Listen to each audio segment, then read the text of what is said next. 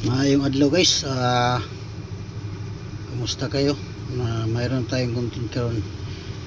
Ituturo ko kung paano ang posisyon sa usa ka distributor, kung kabitan yung distributor, importante yung arrow kung sa posisyon kung asa nakatapat yung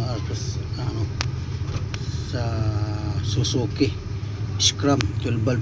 So ipakita ko niyo guys. Una tanggalin mo na yung cover sa sa distributor para makita na to yung makita yung rotor kung saan nakatapat ito. So yan guys, basta sa 12 valve tandaan nyo magpasto ito nito, sumubra ng isang ngipin.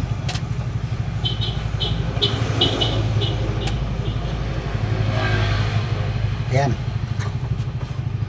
yan isaktong kuhan guys. So makita nyo guys ito dapat dito nakalagay. Naka-type mo na yung timing na 0 na yung dun sa crankshaft, sa camshaft, crankshaft timing na barbula naka-uno. Yeah.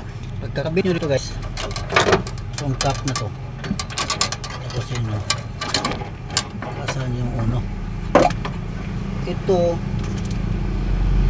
yung uno guys ito mahaba to ito yung uno, yan ang araw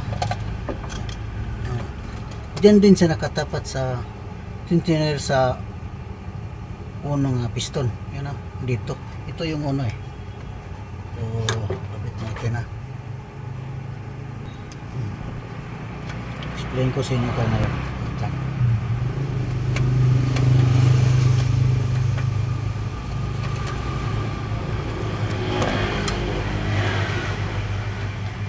Yan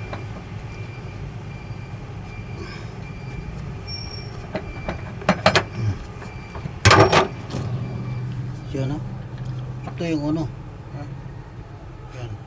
Yan, ito yung uno yan, ito yung trace 132 may marka na pairing. Ayan, ito ay yung dos, yung segunda. Ito mas pinakahaba yung uno 1. Okay, nakuha nyo guys, tandaan yung araw kung saan nakatapat.